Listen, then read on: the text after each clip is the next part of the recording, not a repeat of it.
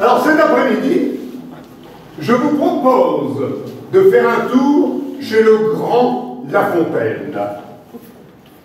Bah, tu connais la femme de La Fontaine, toi? La Fontaine? Jean de La Fontaine? Jean de La Fontaine. Non, mais pourquoi pas? Commençons.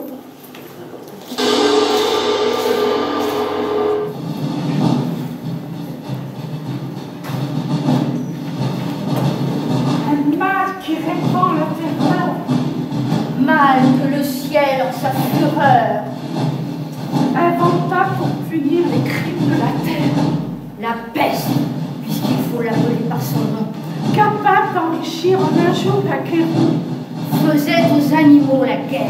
Ils ne mourraient pas tous, mais tous blessés.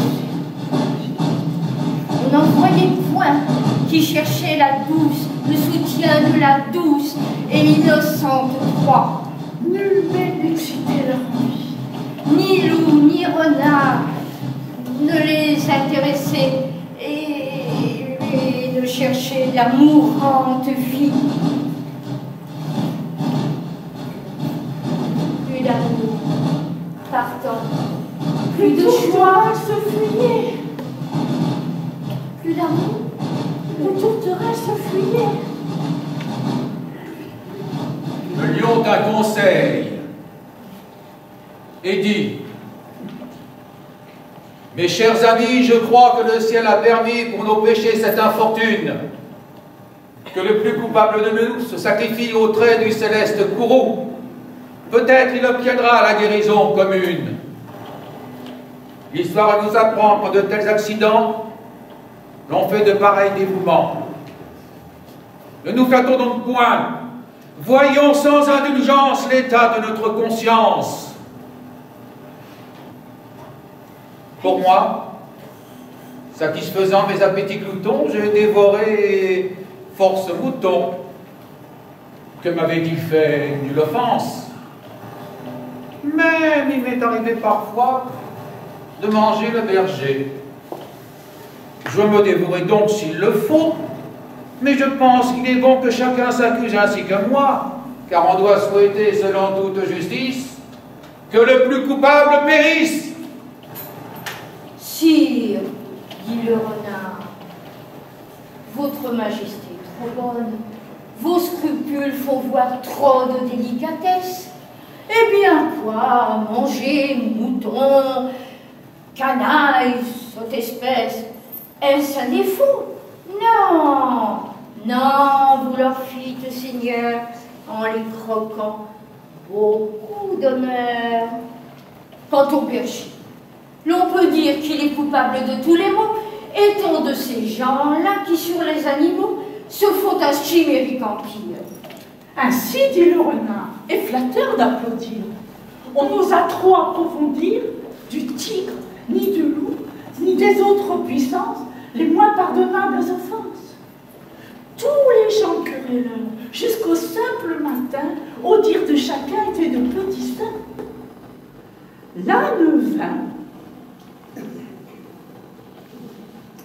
L'âne vint.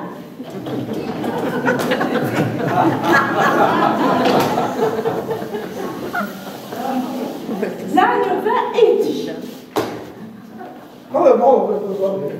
J'ai souvenance. Comme un près de moi, nous passons. La faim, l'occasion, l'herbe tendre. Et je pense, quelques diables aussi me poussant, bon, j'ai tendu de se prémer. La largeur de ma langue. Bon, je n'en avais nul droit, puisqu'il faut parler net. Ainsi on cria un roi sur le baudet. Un loup quelque peu clair prouva par sa harangue qu'il fallait dévouer ce maudit animal, ce galeux, ce pelé, d'où personne vous venait tout leur mal. Sa pécadille fut jugée incapable. Manger l'herbe d'autrui, quel crime abominable! Son forfait, Que la mort. Son forfait ne mérite que la mort. son forfait ne mérite rien que la mort. On le lui fit bien voir.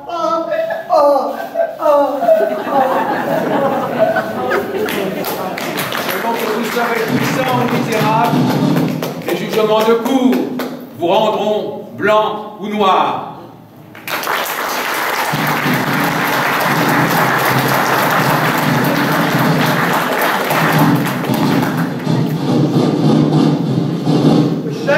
Un jour, dit au roseau,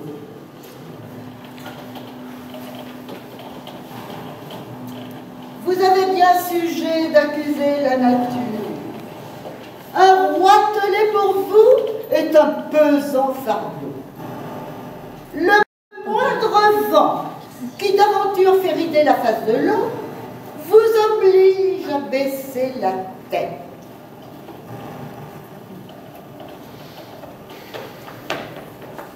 Cependant, que mon front, au Caucase pareil, non content d'arrêter les rayons du soleil, brave l'effort de la tempête. Tout vous est aquilon. Tout me semble zéphyr. Encore, si vous laissiez à l'abri du feuillage dont je couvre le voisinage, vous n'auriez pas tant à souffrir.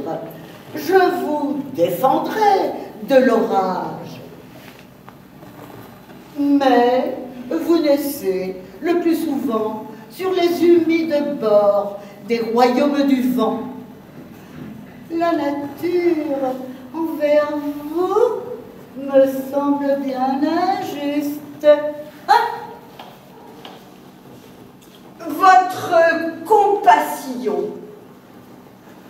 lui répondit l'arbuste, part d'un bon sentiment. Mais quittez ce souci. Les vents me sont moins qu'à vous redoutables. Je plie, mais ne romps pas. Vous avez jusqu'ici, contre leurs coups épouvantables, résisté sans courber le dos. Mais attendons la fin. comme je disais ces mots, du bout de l'horizon arrive avec furie le plus terrible des enfants que le Nord put jusque-là porter dans ses flancs. L'arbre, c'est bon, le roseau plie. Le vent redouble ses efforts et fait si bien qu'il déracine celui de qui la tête au ciel était voisine et dont les pieds jettent à l'empire des morts.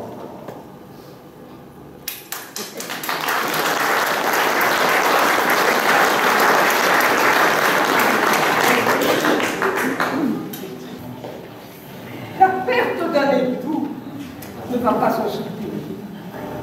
On fait beaucoup de bruit et puis on se console. Sur les ailes du temps, la tristesse s'envole, le temps ramène les plaisirs. Entre la veuve d'une année et la veuve d'une journée, la différence est grande. On ne croirait jamais que ce fait la même personne. L'une fait fuir les gens et l'autre a milâtré.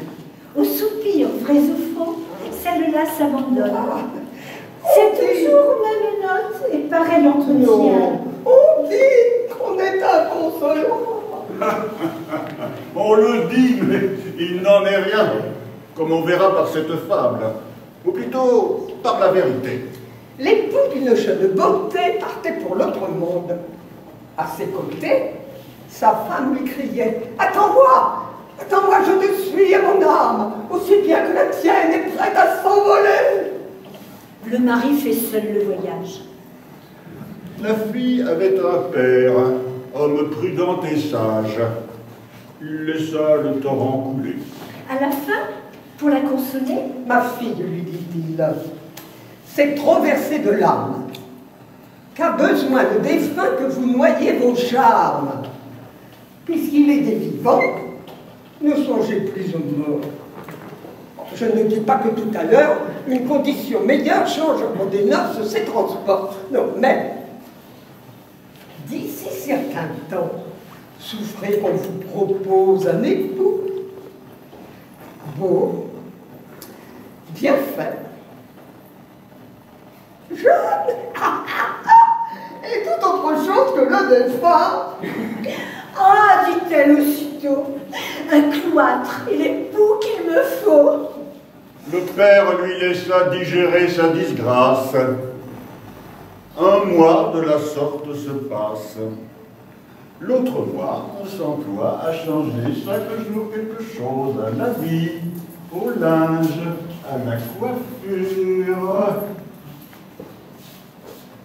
Le deuil, enfin, sert de parure, en attendant d'autres atours. Toute la bande des amours revient au pigeonnier. Les jeux, les rires, la danse ont aussi leur tour à la fin.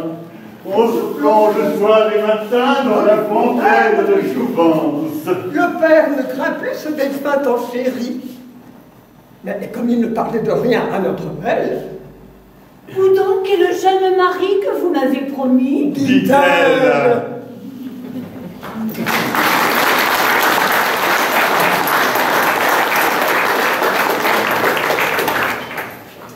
Un souriceau, tout jeune, et qui n'avait rien vu, fut presque pris au dépourvu. Voici comme il conta l'aventure à sa mère. Je l'avais imaginé monter dans ce ciel, étranné comme un jeune rat. Quand deux animaux m'ont tapé les yeux, l'un doux, bénin et gracieux, l'autre turbulent et plein d'inquiétude, la voix menaçante et dure. Sur la tête un morceau de chair, une sorte de bras dont il s'élève en l'air. Donc il s'élève en l'air, souffleur.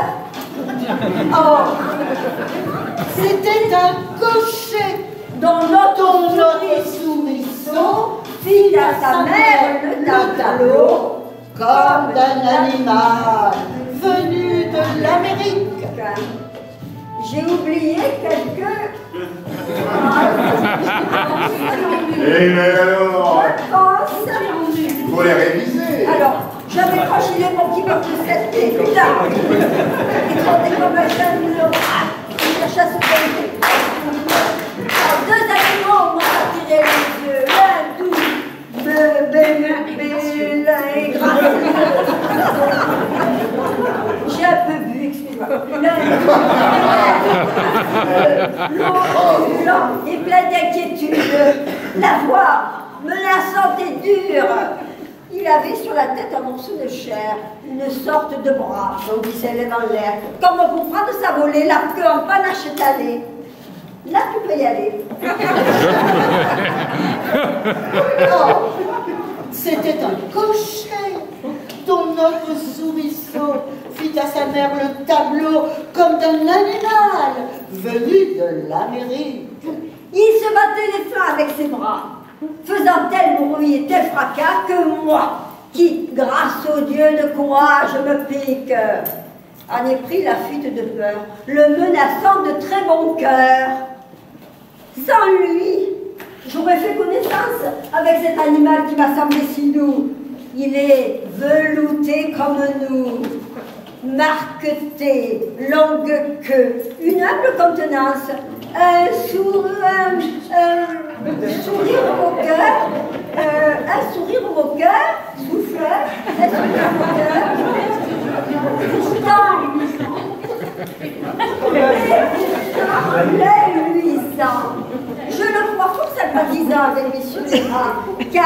il a les oreilles, en figure notre pareil. Je l'ai les abordé quand, d'un son plein d'éclat, l'autre m'a fait prendre la fuite. Mon fils, dit la souris, ce que j'ai est un chat qui vous en a il va éporter. L'autre animal bien le contraire, pas de nous foularder. Ça sera quelque chose peut-être à nos repas.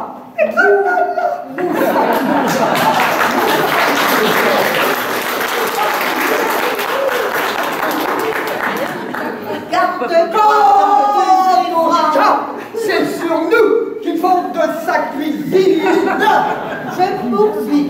Garde-toi tant que tu vivras de juger des gens sur la mine. Ta mère.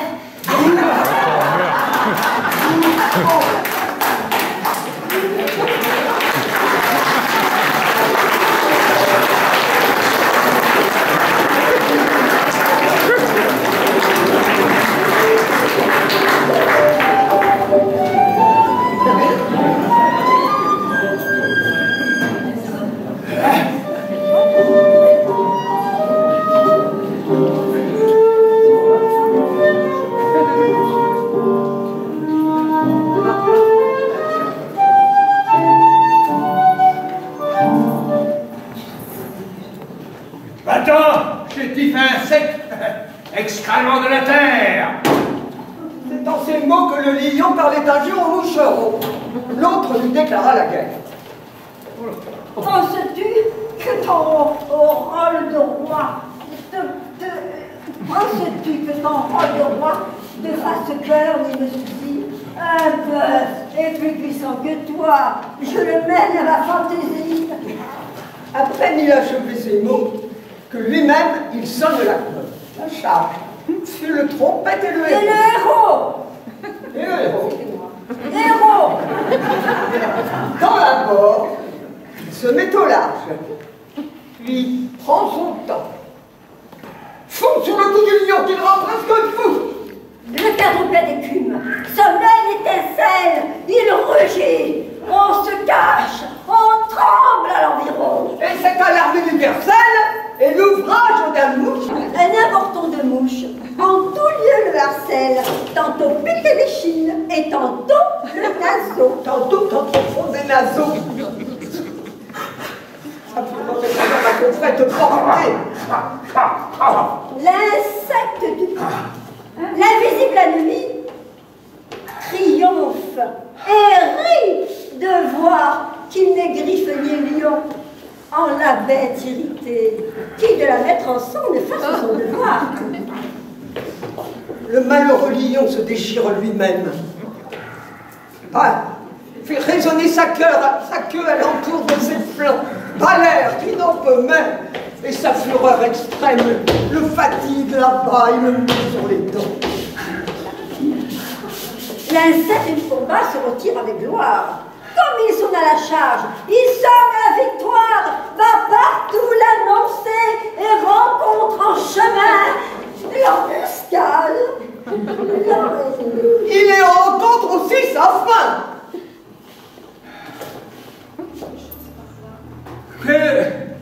Quelle chose par là peut nous être enseignée? Je vois deux. L'une est qu'entre nos ennemis, le plus à craindre est souvent le plus petit.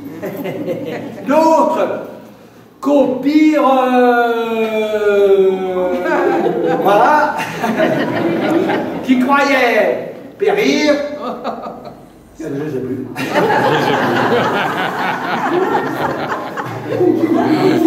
Grand péril qui croyait, voilà. Frère qui mourut pour la moindre affaire. Voilà.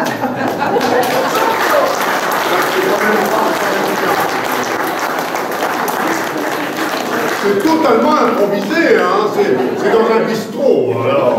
Mais c'est quand même des gens de la Fontaine. Les alouettes font leur nid dans les blés quand ils sont en herbe. C'est-à-dire environ, c'est-à-dire t'aimes et tu pullules et tout pullule dans le monde. Monstre marin au fond de l'onde, tigre dans les forêts, alouette au champ. L'une pourtant de ces dernières avait laissé passer la moitié d'un printemps, sans goûter au plaisir des amours fraternels. À toute force enfin, elle se résolut d'imiter la nature et d'être mère encore. Elle bâtit un lit, pond, couve et fait éclore à la hâte, le tout à la du mieux qu'il put. Les blés d'un tourbure, avant que l'anité se trouve assez forte encore pour voler et prendre l'essor. De 1000 soins divers, l'alouette agitée s'en va chercher pâture, avertit ses enfants d'être toujours au guet, de faire sentinelle. Si le possesseur de ce champ vient avec son fils, comme il viendra, dit-elle, écoutez bien, parce que selon ce qu'il dira, chacun de nous décampera. Sitôt que l'alouette eut quitté sa famille, le possesseur du champ vient avec son fils.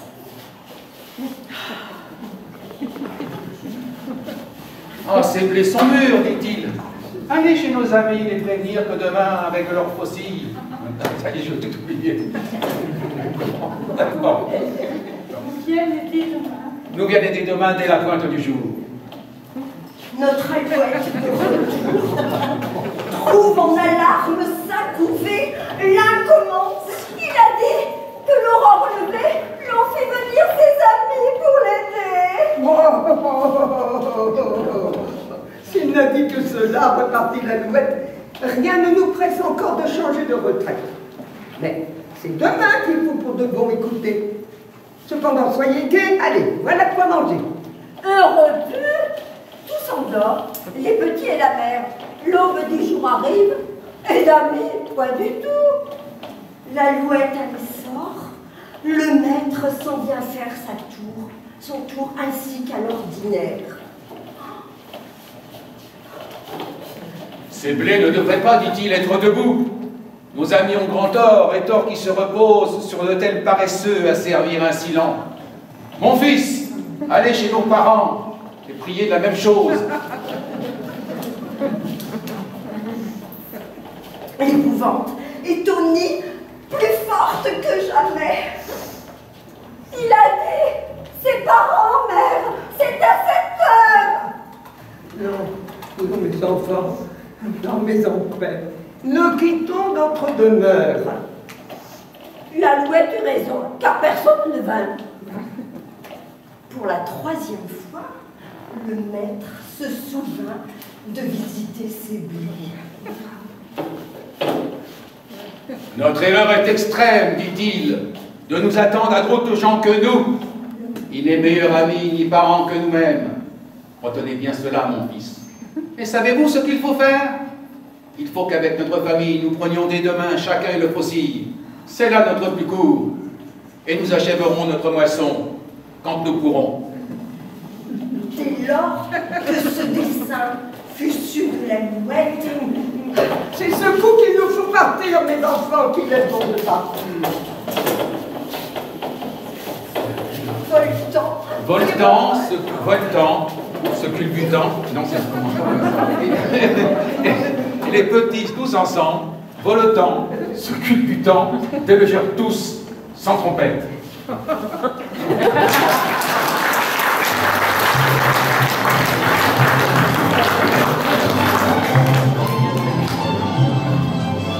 Dans un chemin montant, sablonneux, malaisé, et de tous les côtés au soleil exposé, 6 forts chevaux tiraient un coche. Femmes, moines, vieillards, tout était descendu. L'attelage sué, soufflé, était rendu.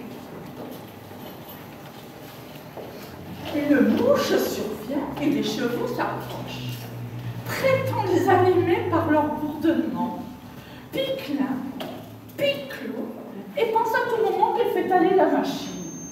S'assied sur le tiroir, sur le nez du cocher. Sur le nez du cocher?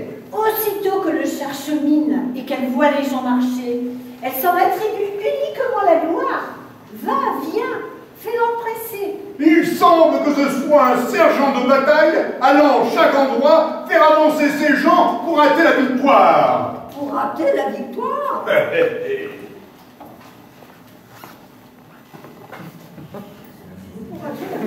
Pour rater la victoire? La mouche, on sait comment besoin. Qu'elle agit seule. C'est qu'elle a tout le soin. Qu'aucun n'aide aux chevaux à se tirer d'affaire. Le moine disait son bréviaire. Il prenait bien son temps. Une femme chantait. C'était bien chanson qu'alors il s'agissait. Dame Mouche s'en va chanter à leur oreille et fait 100 sottises pareilles. Après bien du travail, le coche arrivons. Respirons, dit la mouche aussitôt. J'ai tant fait que nos gens sont enfin dans ma plaine. Ça, messieurs les chevaux, payez-moi de ma peine. Ainsi, certaines gens, faisant les empressés, s'introduisent dans les affaires. Ils font partout le nécessaire. Et partout, d'importun devrait être chassé.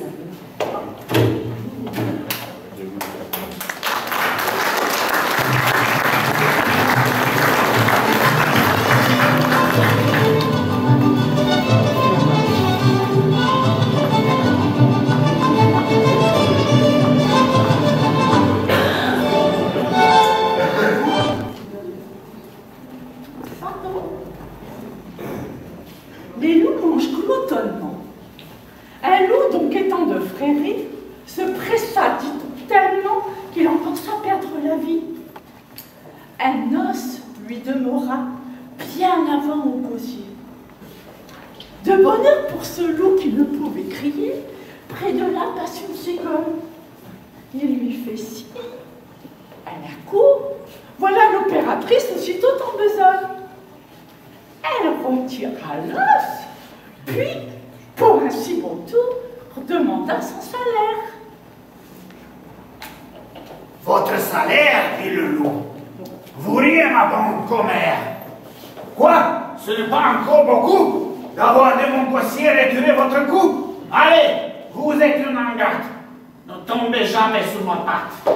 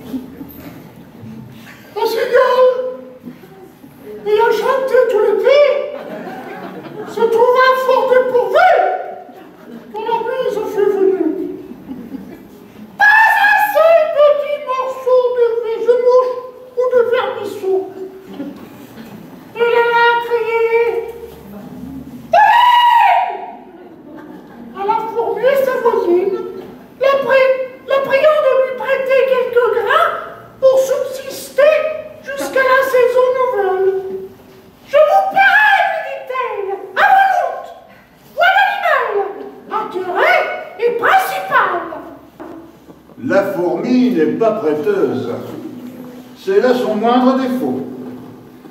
Que faisiez-vous au temps chaud, dit-elle à cette emprunteuse? À tout venant, nuit et jour, je chantais, ne vous déplaise. Vous chantiez, j'en suis fort aise. Eh bien, dansez maintenant.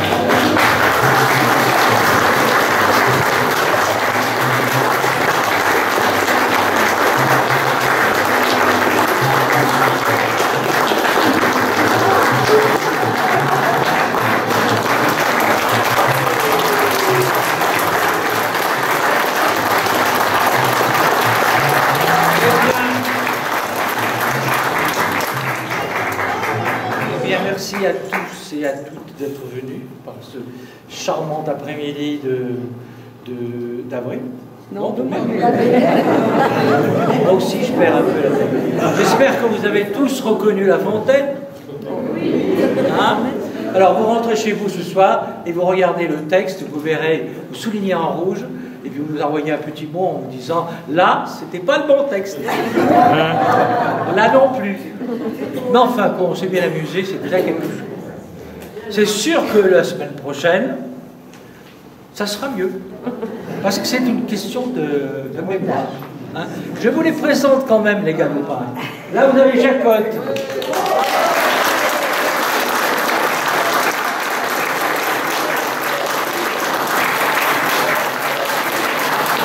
Jacotte qui ne tient pas un verre de vin. Alors évidemment, à partir du deuxième, on est parti. Augustine.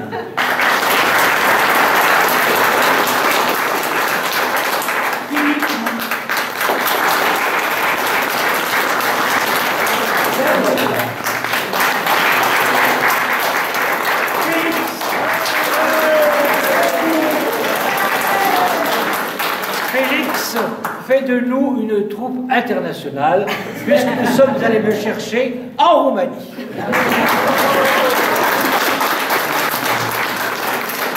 Sylviane, un jeune nouveau venu, Marc.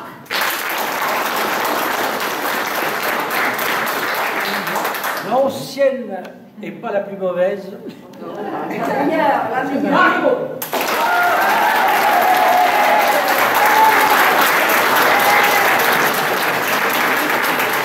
Jean-Marie. Je pense que vous ne l'avez pas raté sur scène, parce que, en gros, on le voit beaucoup. On peut dire qu'il est grand. Mais enfin, il en fait un peu des kilos aussi. Hein.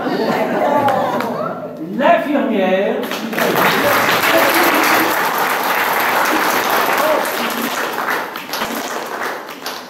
Ça, je vous le signale, mais vous avez dû le voir, c'est qu'au lieu de, une fois qu'on a fait la partie de cartes, au lieu de vite partir se changer, elle a plié le tapis, elle a fait le ménage, ce qui fait qu'après, elle s'est dit « Ah là là, c'est à moi !» Elle est partie s'habiller. Ce qui fait qu'il y a eu un trou, mes enfants.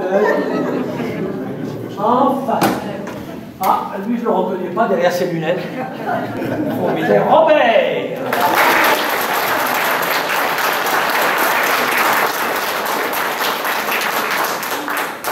Et enfin, Francine.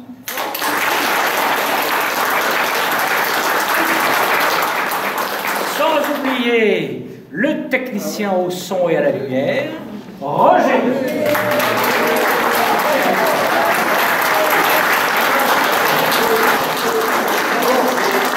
Je laisse la place au président du Coturne 83. Donc je vous présente notre coach, notre metteur en scène, Jean Sourbier. Voilà.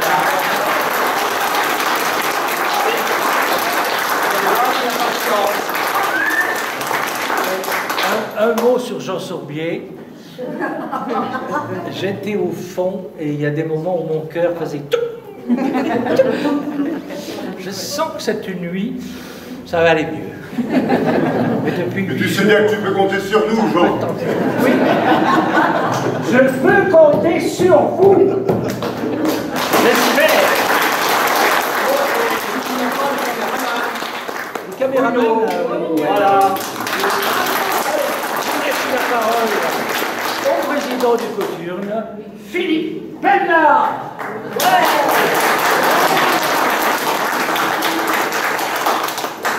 Disons que j'ai pas grand chose à dire. Mais si, parle du chapeau. Parle du chapeau.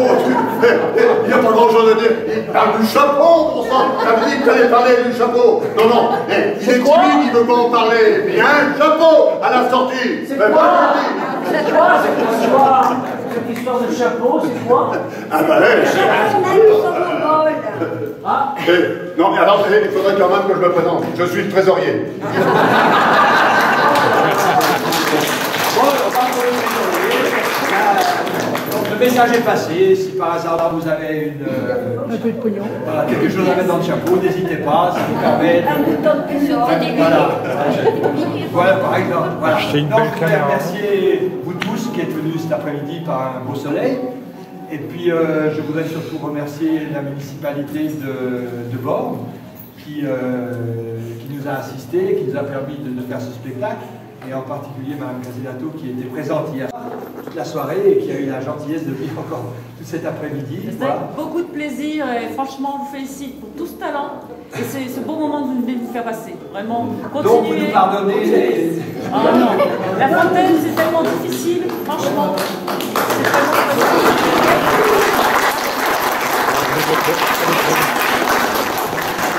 Vous remercierez les techniciens maintenant. Assoé. Tout à fait. Vous ne pourriez pas le redire une deuxième fois parce que sinon demain il va nous engueuler. Je ne vais pas attendre demain. J'attends que tout le monde soit parti.